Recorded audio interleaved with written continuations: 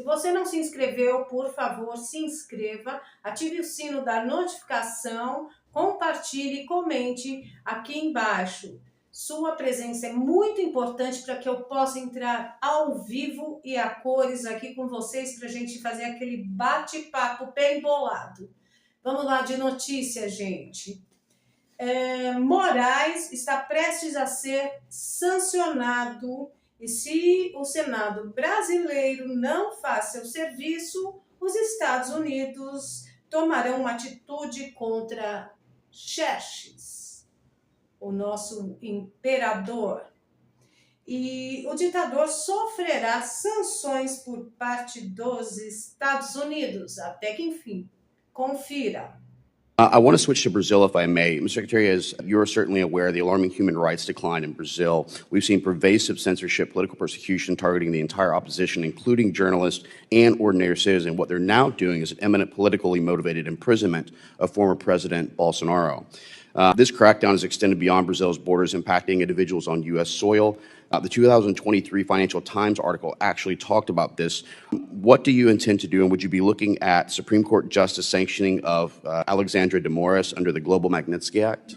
That is under review right now, and it's a great possibility that will happen. Thank you so much, Mr. Secretary. With that. Presidente, poucos minutos atrás, talvez uma notícia que sacuda o Brasil acabou de acontecer no plenário do Congresso americano. O ministro de Estado, Marco Rubio, acabou de confirmar que, se o Senado brasileiro não faz o seu serviço, os Estados Unidos nos ajudarão a nos livrar de um pária que é Alexandre de Moraes, que persegue inimigos políticos utilizando de uma instituição como o Supremo Tribunal Federal. What do you intend to do, and would you be looking at Supreme Court justice sanctioning of Alexandra de Moraes under the Global Magnitsky Act? That is under review right now, and it's a great possibility that will happen. O alecrim dourado do Supremo, disse Marco Rubio há poucos instantes, sofrerá sanções americanas e virará um zero à esquerda perante o mundo, lugar que ditadores como ele devem estar. Obrigado, presidente. É mole? Bom, parece mesmo que a ficha dos militontos de redação caiu, ou é apenas uma leve impressão? Fique de olho.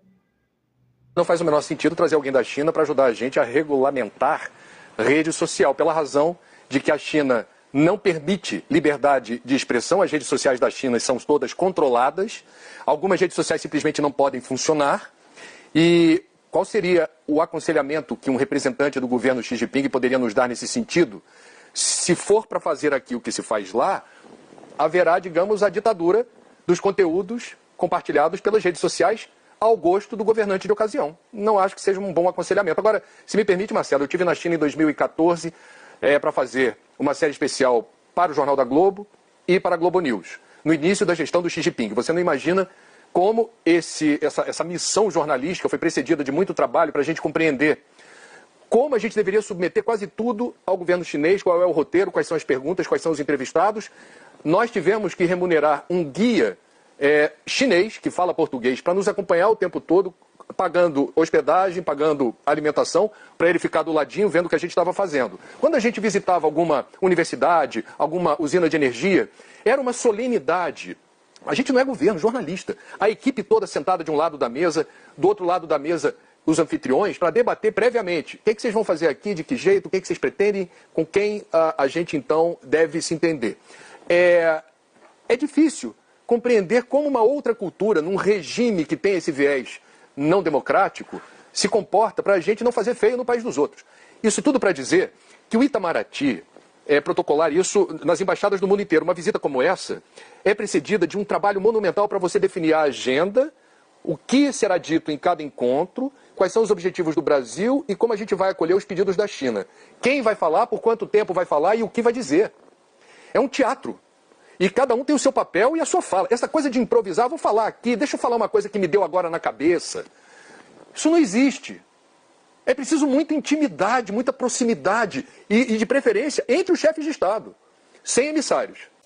E a crise financeira bate forte mesmo no Nordeste, com lojas fechando, o comércio está muito fraco. E não sei se o vídeo é atual ou é mais antigo, mas enfim, Vale a pena conferir, porque a situação é precária. Gente, tô aqui no centro. Tô com a respiração ofegante, que eu vim lá da Lagoa até aqui em cima, onde tem as lojas de cosméticos, que geralmente eu costumava comprar as coisas lá pro meu salão, que as coisas é mais importantes. Só que aí andei. Quando eu cheguei aqui, olha com que eu dei de cara. Gente, ali, ó, Nova Cosmético, essa loja aqui era enorme, tinha de tudo aqui, os preços eram bem mais em conta, porém está, ó, fechado o prédio. Essa outra aqui, ó, também, ó, placa de aluga. Aí lá embaixo tinha a Nova Messiana, que eu também costumava comprar nela também, que era bem bacana os preços. Tá ali a placa, dá pra ver, ó, ó, Messiana, ó, fechada. Daí quando eu falo, gente, tem gente que diz que eu sou mentirosa, que eu tô envergonhando a Paraíba, que eu tô envergonhando João Pessoa. Mas olha aí, até eu tô surpresa, porque eu morri e não sabia que todas essas lojas aqui estão fechadas. Gente, se só fosse uma, fosse essa daqui da frente, que era maior, mas foram todas. Vocês acham isso normal? E agora a gente vai falar de barriga sem roncar.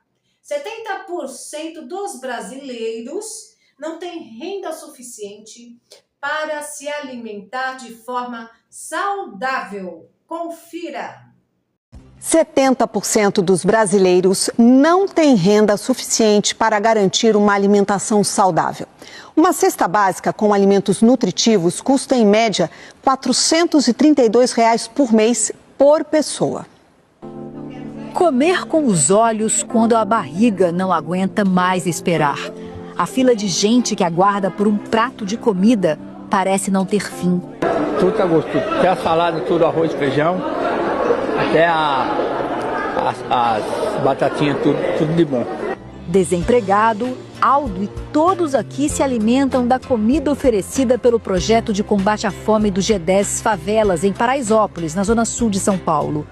Pagar por uma cesta básica completa está fora do cardápio. Geralmente eu levo grosso, né? Arroz, feijão, e a gente tira outras coisas que não dá para levar. As marmitas doadas dão esperança para quem não tem o que comer em casa. No domingo, por exemplo, a gente não entrega. É o único dia da semana que a gente não entrega refeição. E aí, na segunda é o dia que eles falam que, tipo assim, o meu domingo parecia que não passava. Tem gente que está aqui 7 horas da manhã, porque é a primeira refeição e a única refeição do dia é essa marmita, é esse almoço que eles vão comer aqui com a gente. 70% dos brasileiros não têm renda suficiente para comprar uma cesta básica de alimentos. O dado é do Instituto Pacto contra a Fome. O valor de uma cesta adequada, com alimentos saudáveis e nutritivos, foi estimado em R$ 432 por mês. Isso representa 21% da renda média mensal por pessoa no Brasil, que é de pouco mais de R$ 2.000 por mês. Não tenho, não. Eu sou mãe de 7 filhos, entendeu? Quando meus filhos estavam agora mesmo, vocês já vieram aqui comer, foram embora. Ainda tenho 2 acamados, que eu sou a cadastrada, e levo também essas marmitas para os 2 acamados lá dentro de casa. Mais de 10% dos brasileiros ganham menos do que o valor da cesta básica ideal. O que significa que mesmo que gastassem toda a renda apenas com comida, ainda assim não conseguiriam comprá-la. A inflação dos alimentos, quando comparada à inflação geral, tem sido muito alta.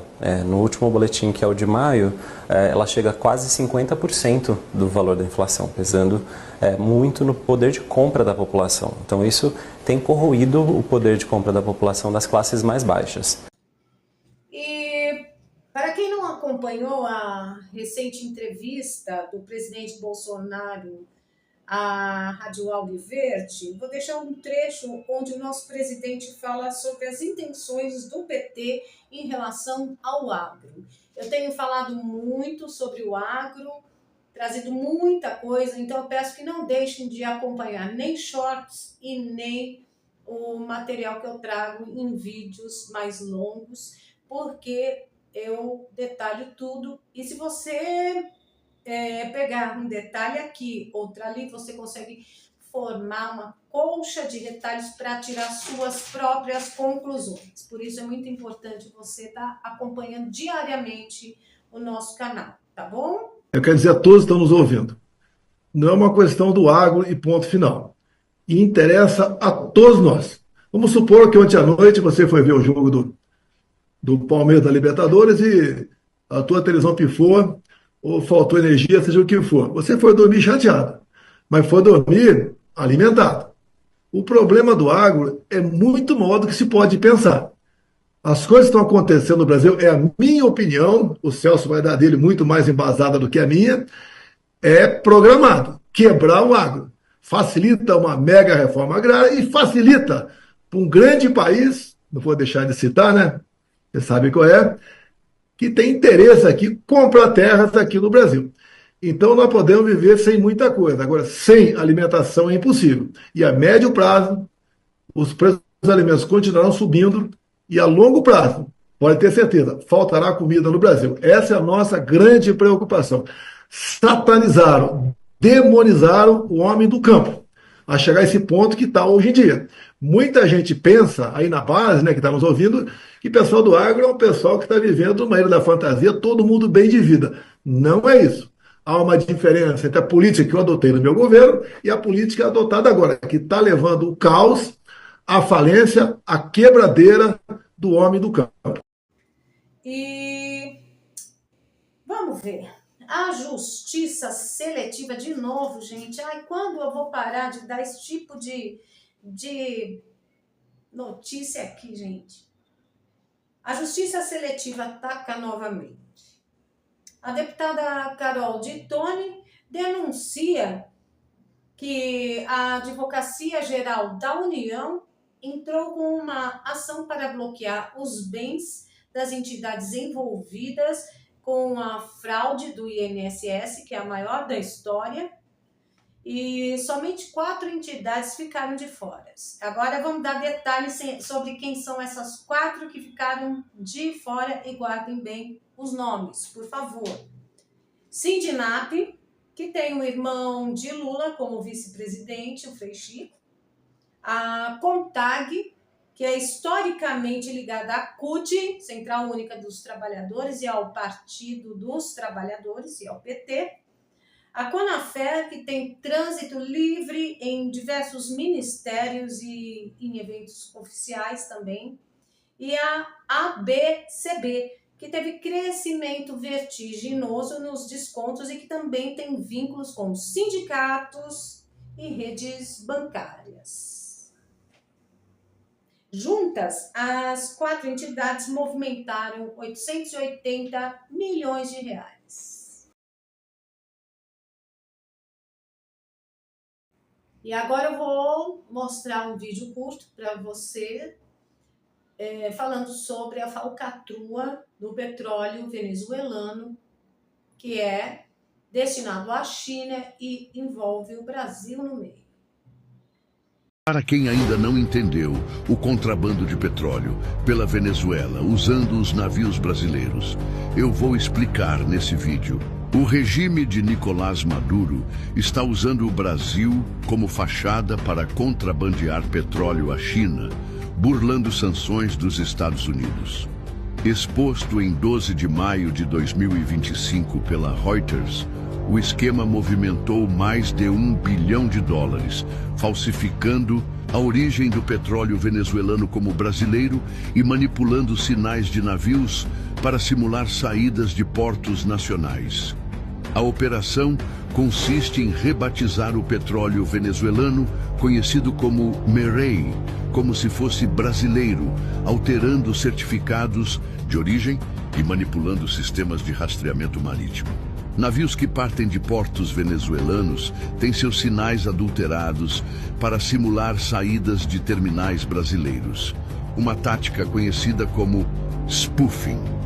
Esse subterfúgio reduz custos logísticos e permite que o petróleo chegue a refinarias chinesas sem levantar suspeitas.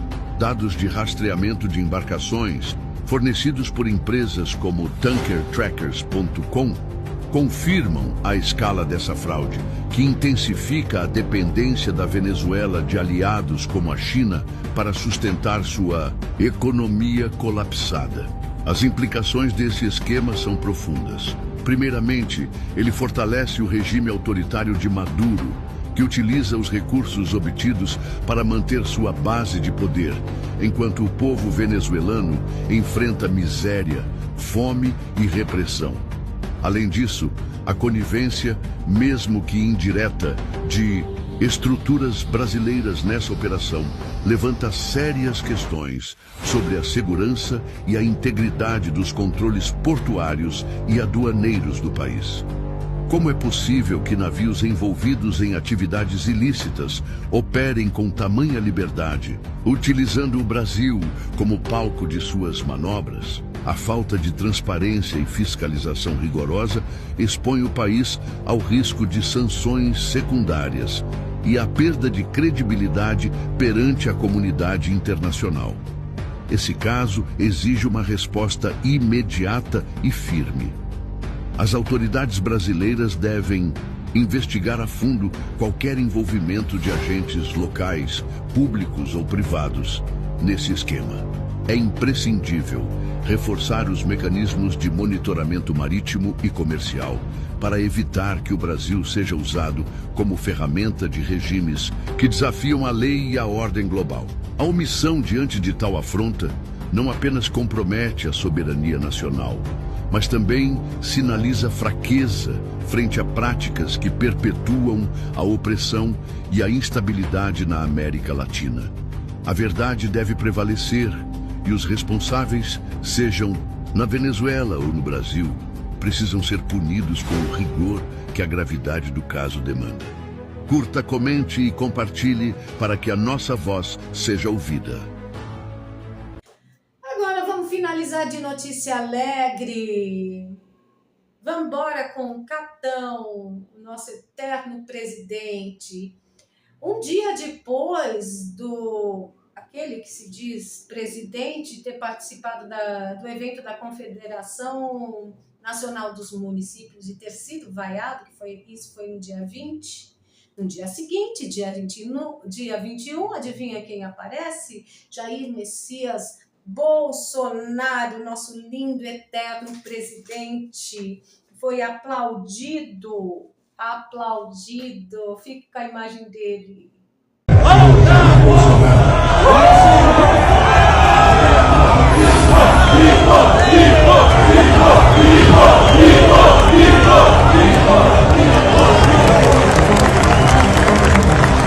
O recurso tem que estar no município. É isso que é importante para nós. Porque é ali que se cuida da saúde, é ali que se cuida da educação, é ali que se faz a obra para melhorar a vida das pessoas.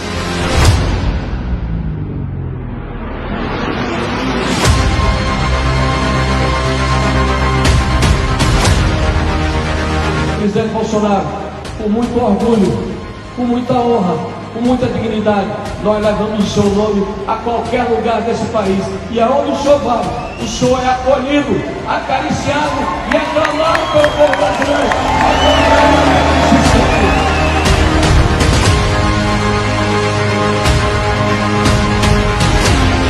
Beijo nas prefeitas, um abraço no prefeito.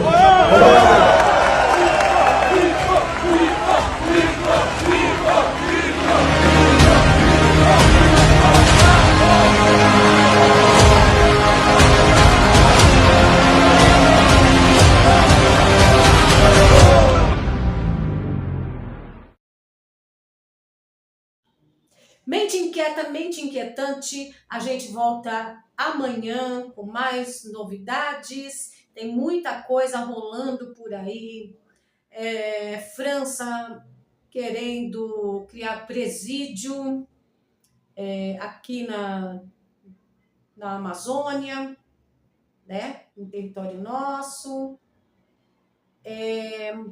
nova simulação de pandemia, tratado pandêmico, tem muita coisa rolando.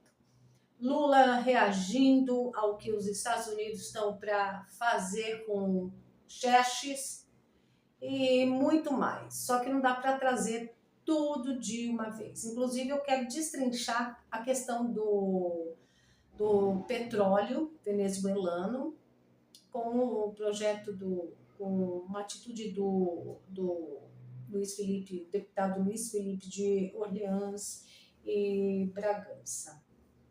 E tem também a questão dos espiões russos, da espionagem russa no Brasil, que está dando o que falar. Mas não dá para trazer tudo de uma vez, vou trazendo aos poucos para você. Tá bom? Um abraço, até mais. Mente inquieta, mente inquietante. Te encontro amanhã no mesmo bate-local. Bye.